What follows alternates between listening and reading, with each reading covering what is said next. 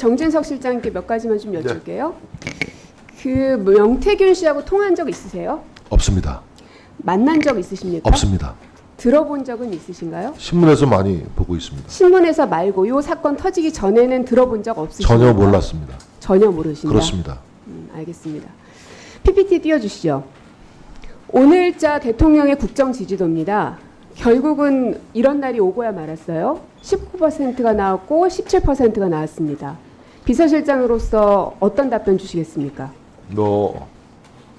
부족한 점이 많다고 생각하고 대통령을 지근거리에서 보필하는 사람으로서 너무 송구하다는 말씀도 드리고 부족한 부분을 채우기 위해서 더 배전의 노력을 기울였다는 다짐을 드리겠습니다. 송구하다는 그 마음을 대통령께서는 갖고 계십니까? 매일같이 보실 테니까 누구보다 잘 아시잖아요. 국민들의 의견 또 구체적인 정책들이 어떻게 국민 속으로 스며드는지를 정교하게 체크하고 계시고 그런 면에서 여론을 잘 살피고 계시다고 생각합니다. 정교하게 체크하고 있고 여론을 잘 살펴보고 계시면 지금 상황에 대해서 아주 심각하게 인지하고 계셔야 될 것 같은데요. 인지는 글쎄요. 하고 있습니까? 심각하다고? 여론조사 결과에 대해서도 알고 계신다고 생각합니다. 그러니까 이 정도 숫자가 나온 것에 대해서 심각하다고 대통령께서 생각은 하시냐고요. 이제 반등을 시키기 위해서 저희가 더 노력을 할 테니까요. 좀 지켜봐 주시기 바랍니다. 20%대가 꽤나 오랫동안 있었는데도 심각하게 인지하시지는 않았나 보네요.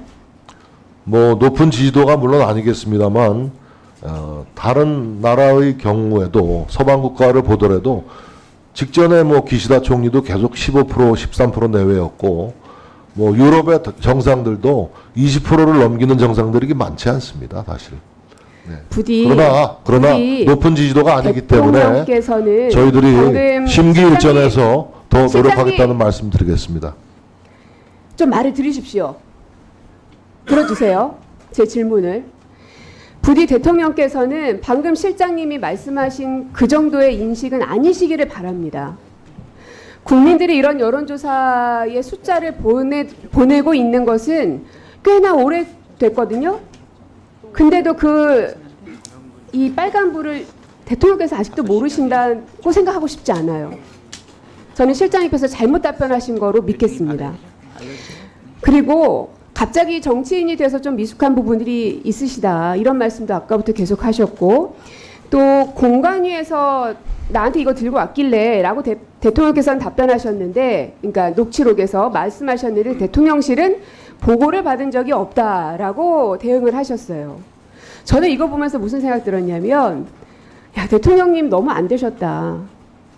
어찌 대통령 앞에서 내가 방패막이가 되어야지 하는 참모가 이렇게 하나도 없습니까? 다들 대통령을 방패막이로 만들고 다 그 뒤에 숨어 계신 것 같아요. 그렇게 생각 안 하십니까?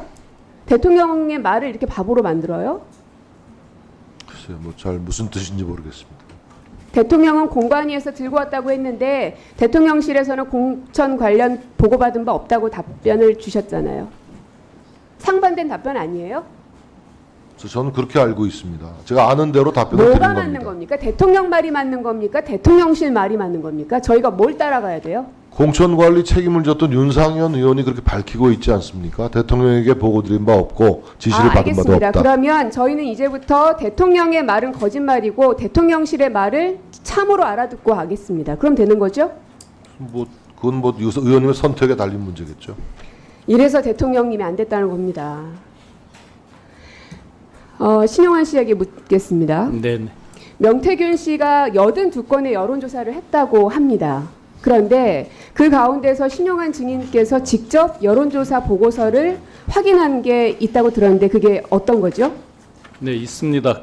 저는 명태균 씨나 그 분들을 알지는 못하고요. 몇 년 동안 잊어먹고 지났습니다. 저는 떠났고 그에 대해서 달리 생각을 하지 않았었는데 최근 들어서 뉴스에 이제 한 두어 달 전부터 계속 거론되고 이러면서 혹시 뭐가 있었나 하고 보는 과정에서 물론 여론조사에 대한 자료는 밝힐 수는 없지만 더 있습니다만 하여튼 그 명태균 씨라고 하는 그 회사 거기에서 제가 파일을 보다가 미래한국이라고 적혀 있는 파일을 보게 됐습니다. 그래서 제가 뉴스에서 많이 나오는 이름인데 하고 이렇게 보면서 그게 3월 8일자로 돼 있었고 9차라고 되어 있었습니다. 그러면 그 여론조사를 혼자 보시지는 않았을 것 같고 기억이 네, 보고를 받는 과정들이 좀 있었나요?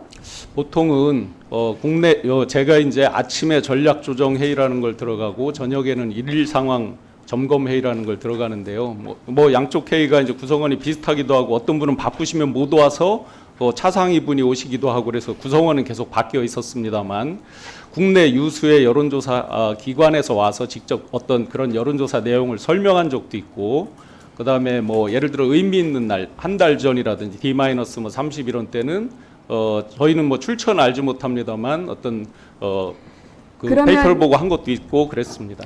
그러면 통상적으로 이런 여론조사에 대해서는 회의를 거치는 회의체가 있다.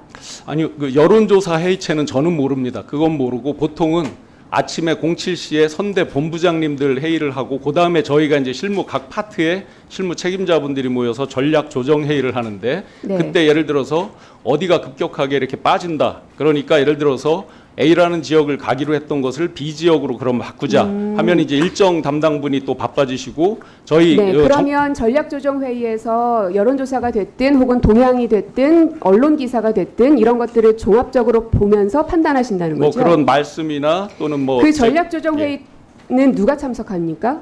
전략조정회의는 그 각 파트별 예를 들어서 뭐 저 같으면 이제 정책 공약이고요 조직이라든지 뭐 홍보 대변인단 이런 식으로 각 파트의 실무 책임자들이 제가 알기로는 윤재옥 상황실장, 이철규 전략기획본부장 그리고 김동조 메시지팀, 김은혜 대변인단, 또 박민식 전략기획, 김호진 지금 차관 지내셨던 분이죠. 당 조직국장, 또 김승희 의전.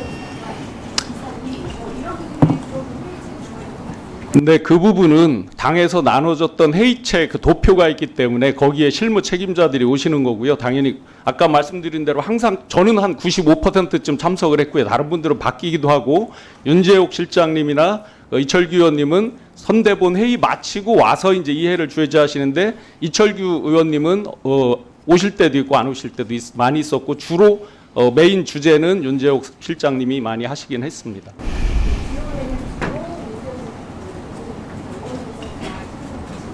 예. 오늘 하루 종일 명태균입니다. 실장님. 네. 명태균 씨를 사기꾼처럼 생각하시는 분들 많은 것 같아요. 이렇게 의원님들 발언 보면. 실장님은 동의하세요? 아까도 비슷한 질문을 받았는데요. 제가 정확히 그분을 모르기 때문에 아직은 단정할 수 없지만 언론에 보도된 여러 내용들을 보면 조금 사기꾼인 것 같다. 사기꾼이라는 표현까지 쓰고 싶지는 않습니다만 여러 가지 자기 과시욕이 있는 왜냐하면 좀 본인은 사기꾼이라고 하면 하는 또 것 이제 같은 느낌을 제가 명태균 씨가 받았습니다. 공격을 하니 그 말은 못 하겠고 어찌 됐든 뭔가 참 어찌 보면 대단하고 희한하고 하여튼 좀 뭔가 좀 그렇습니다. 그죠? 근데요. 지금 많은 국민들이 이 사실에 놀라워하는 거는 어떻게 이런 사람한테 김건희 여사님도 그렇고 윤석열 대통령님도 그렇고 그렇게 신뢰하고 믿었을까? 지금 김 대통령 내외분뿐만 아니라 그 전에 김종인 박사나 이준석 그게 참 대표나 희한하죠. 여러 주요 정치인들도 교류하는 걸 보면 그래도 네. 이런저런 세상을 보는 관점에서 설득력 있는 참 얘기도 많은 하고 사람들을, 그럴 수도 설득했던 것- 있겠습니다만은 네. 많은 최근 한 달, 두 달 동안에 언론에 보도된 내용들을 보면 조금 굉장히 실망스러운 점들을 많은 국민들도 신뢰하기는 좀 느끼지 어려워 않았겠는가. 보인다. 근데요, 저는요, 우리 실장님을 비롯해서 대통령실 관계자들 저 뒤에 쭉 앉아 계시는데, 약간 뭐랄까요, 꼭 벌거벗은 임금님 같은 그런 기분입니다. 그런 이소부화를 보는 것 같아요. 왜 그러냐면 지금 이 안에서는 굉장히 막 당당하게 얘기하세요. 법적으로 문제될 거 아무것도 없다. 엄청난 헛발질과 역대급 해프닝을 민주당이 지금 하고 있다 하고 굉장히 당당하게 실장님께서 오늘 즐거운 얘기를 하셨잖아요. 그럼 국민들께서 우리 비서실장이 이렇게 얘기하는 걸 보니까 정말 문제가 없구나라고 생각하실까요? 글쎄 그건 뭐 제가 관심사가 아닙니다 지금. 아유, 관심사가 아니면 안 되죠, 비서실장께서. 아니 제 발언이 지금 세상 사람들이 어떻게 보는지 제가 좀 말씀드릴게요. JTBC에서는 대통령실 해명 거짓말했다. 채널A에서는 국민 당황. TV조선에서는 부실 해명 비판 피하기 어렵다. 이렇게 지금 보도가 쏟아지고 있고요. 아직 다 확인 못하셨을 것 같아서 제가 읊어드리는 겁니다. 그리고 홍준표 시장께서는 뭐라 그랬냐. 탄핵 전야의 데자뷰를 보는 것 같다. 그러면서 비서실 전면 쇄신해야 한다라는 조언을 하셨거든요. 동의하십니까? 저는 뭐 자리에 연연하는 사람이 아니기 때문에 그렇죠. 자리에 연연하지 않기 인사권자인 때문에. 대통령님의 판단과 결정에 맡기고 있습니다. 대통령님이 이 정도까지 어려워졌으면 실장님께서 먼저 나서셔야 되는 거 아닌가요? 뭐 제 사퇴를 전면 얘기하시는 쇄신에 건가요? 대해서. 예. 글쎄요. 이 상황에서 웃음을 짓는 거는 좀 이상합니다. 오히려 되게 무겁게 받으셔야 되는 거 아니에요? 지금 저한테 사퇴를 요구하신 거 아닙니까? 사퇴를 요구한 게 아닙니다. 홍준표 시장께서 전면 쇄신해야 된다라고 강하게 요구하고 있는데 여기에 대해서 비서실장으로서 어떤 행동을 할 대통령의 거냐. 인사 쇄신에 대한 원칙이 있습니다. 그럼 그것은 대통령께서 보여주기식이나 국면 전환용이 아니라 적재적소, 적기적소의 인사 요인이 발생할 때 인사를 단행한다는 것이 대통령의 이 일관된 정도로 인사 지지율이 원칙입니다. 바닥을 치고 이 정도로 대통령실 해명이 계속 거짓 해명임이 드러났음에도 불구하고 이게 정상적이에요. 거짓 해명을 한 적 자, 없고요. 봅시다. 또 유승민 전 의원은 뭐라 그랬냐. 윤석열 대통령 부부 국민 앞에 나와 잘못 참여하고 사과해야 한다. 이것도 동의하셔요? 동의 못하겠습니까? 유승민 의원 얘기요? 네. 글쎄요. 저는 뭐 무슨 얘기인지 잘 모르겠습니다. 무슨 간단하죠. 대통령 부부 국민 앞에 나와서 참여하고 사과하라고요. 뿐만 아니라 수도권의 한 의원은 이런 얘기했네요. 담화문이든 대국민 성명이든 발표해야 한다. 이젠 대통령께서 직접 설명해야 한다. 이런 말씀도 그런 하셨어요. 기회가 있으실 즉, 걸로 전망됩니다. 그런 네. 기회는 있을 겁니까? 네, 이달 중이나 11월 10일이 임기 반환점을 맞는 시점 아니겠습니까? 그래서 국민과의 소통 기회를 어떤 형태로든지 갖게 될 것으로 예상하고 있습니다. 뭐 기자회견이 됐던 국민과의 대화 타운홀 미팅이 됐던 어떤 형태로든 네, 실장님. 대통령의 지금 입장 벌써 표명이 있을 알겠습니다. 것으로 전망하고 있습니다. 기대하겠습니다. 근데 임기 반환점 말씀하셨는데요. 와, 어떠세요? 이제 절반밖에 안 왔나 싶으세요? 아직도 반이나 남았나 싶으세요? 네, 뭐 국민들의 마음은요. 그러니까 임기 절반 동안 너무나 힘들어 하신다는 건 알고 계십니까? 뭐 정치권 전체를 바라보는 국민 마음이 엇비슷할 것으로 봅니다. 네.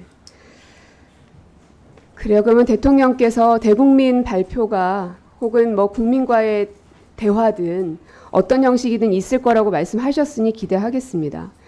또 이게 다 지금 국민의힘 쪽 의원님들의 말이에요. 정권도 보수도 괴멸 위기에 들어섰다. 뭐 이런 말씀하신 분도 계시네요. 이것도 뭐 동의 못 하시겠죠? 자, 국민의힘 고위 관계자 발언입니다. 방어할 테니까 정모를 알려달라 하고 용산에게 요청을 했는데 용산이 아무 반응이 없었다. 사실입니까? 다시 한번 말씀해 주시겠습니다. 방어를 할 테니 이 사건에 대해서 방어를 하려면 알아야 되잖아요. 국민의힘 의원들께서. 그래서 전모를 좀 알려달라고 요청을 했는데 용산은 아무 반응이 없었다. 지금 기사로 이렇게 확인이 됐어요. 뭐 저는 뭐 그런 요청을 받아본 적이 그러면 없습니다. 국민의힘 당대표를 비롯해서 지도부에게 이 사건 전모에 대해서 자세하게 설명드린 적 있습니까? 대통령실이? 한동훈 대표와의 대통령 면담에서도 제가 배석을 했기 때문에 그건 벌써 한참 전이고요. 뭐 명태균 그 자리에서 잠시 씨의 얘기를 대통령의 나왔었고요. 직접 육성이 나온 거는 어제잖아요. 글쎄요, 한적 시일이 좀 있습니까? 됐죠. 예. 그러면은 결국은 국민의힘 의원님들에게도 이 사건의 전모를 알려주지 않으셨네요. 글쎄 사건의 전모라기보다는 아니, 사건을 일방적인 알아야 의혹 제기에 감을 할 대해서 거 아니에요. 대통령실은 일일이 대응하지 않습니다. 지금 음해적인 문제 자, 제기나 그러면 제가 이거 일방적인 의혹 사실관계 제기에 하나 대응하지 확인할게요, 않습니다. 실장님. 아까 그 실장이 뭐라 그러시냐면 윤석열 대통령께서 이 명태균 씨를 경선 때는 알았던 것 같은데 본선 때는 쭉 모르다가 5월 9일 날 그냥 저 축하 전화 정도 한 거다. 맞습니까? 제가 저는 다시 그렇게 한번 알고 있습니다. 그렇게 알고 있으시죠? 그런데요, 이것도 단독 기사로 떴어요. 대선 기간에 아침마다 윤석열 대통령과 전화를 했다라고 명태균 씨 부인이 답변을 해줬네요. 혹시 대통령께서 비서실장을 비롯한 대통령실에 거짓 해명 계속 하고 계신 거 아니에요? 그렇지 않습니다. 근데 어떻게 하는 것마다 다 거짓말인 게 곧 드러납니까? 제가 내용을 파악하는 루트가 대통령만 있는 건 아니고요. 대통령만 있어야죠. 대통령이 전화했는데 그럼 누구한테 확인할까요? 뭐 일일이 제가 누구에게 그 내용을 파악했다는 걸 말씀드리기는 좀 적절치 않습니다. 아니, 명태균과 대통령이 전화 통화했냐고 제가 물어본 건데 제가 대통령한테만 확인하는 건 아닙니다라고 하셔서 제가 묻는 겁니다. 누구한테 확인하시나요? 아니 뭐 대통령으로부터 확인된 다른 어떤 제3자도 있을 수 있고 여러 사람들이 있을 수 있겠죠. 그거야. 대통령한테 직접 못 물어보세요? 아니 물어보는 내용도 있고 물어보지 않은 내용도 있겠죠. 제가 어떻게 모든 것을 파악할 수는 없겠죠. 제가 아는 범위 내에서 성의껏 답변을 드린 겁니다. 예,